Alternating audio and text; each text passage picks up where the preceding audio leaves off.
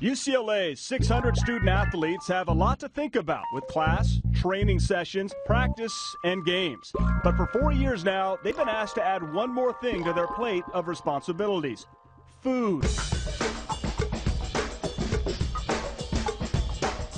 Becky Twombly is the Bruins Director of Sports Nutrition, and it's her job to make sure that when athletes are asked to perform, they have the fuel they'll need to deliver. Dietitians are kind of a new addition to a lot of athletic departments, and many athletic departments have not hired a dietitian yet. I like to think of us as being kind of where athletic trainers and strength and conditioning was about 20 years ago. When I was playing football, no one lifted weights. So it started off with weightlifting, and now people are much more aware of calories and fat grams and trans fats and everything else that goes along with that.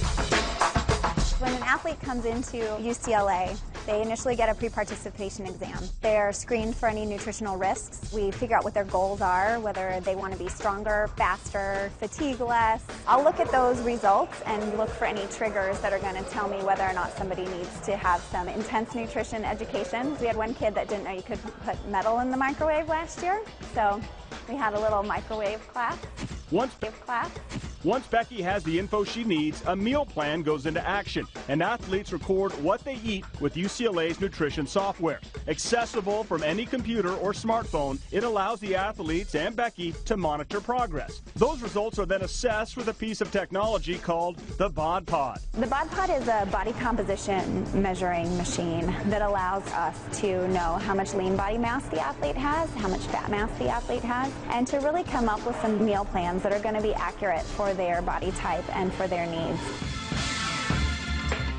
It's a critical piece to this big puzzle. That 3 years ago, one of the things we talked about is we really needed to get our nutrition dialed in so that our athletes could make the gains that we wanted them to make. I've gone from like 190 to 220 in 3 years and haven't lost any of my speed. There was one point where I did gain a lot of weight really fast and I could barely move.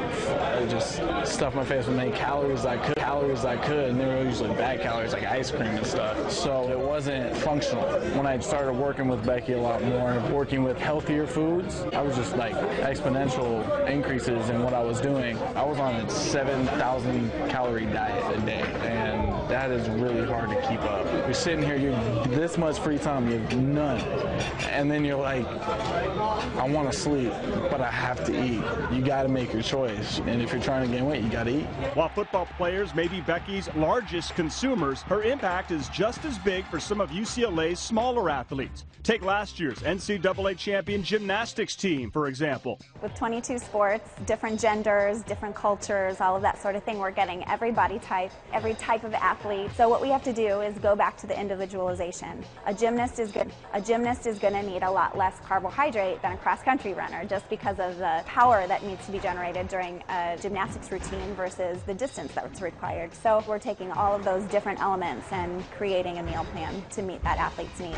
Nutrition is key in gymnastics, especially because, one, it's a mental game. If you eat healthy and you nourish your body, you feel better. And two, we're doing so much impact on our body that you definitely feel the difference between if the day before you train you ate healthy or you kind of splurged a bit and lost your path a little bit. But Becky tells us all the time it's about moderation. It's not about not eating something. When they leave here, they shouldn't need to hire a dietitian. They already had one for 4 years. I'm teaching them how to eat so that when they get out of here, they can do it for themselves. Nutrition is the final frontier. Nobody has tackled that as far as it could go. Nutrition will take training that these athletes are getting to a whole new level so that they're benefiting from every rep in the weight room, every snap on the field. And that's really where we need to go from here.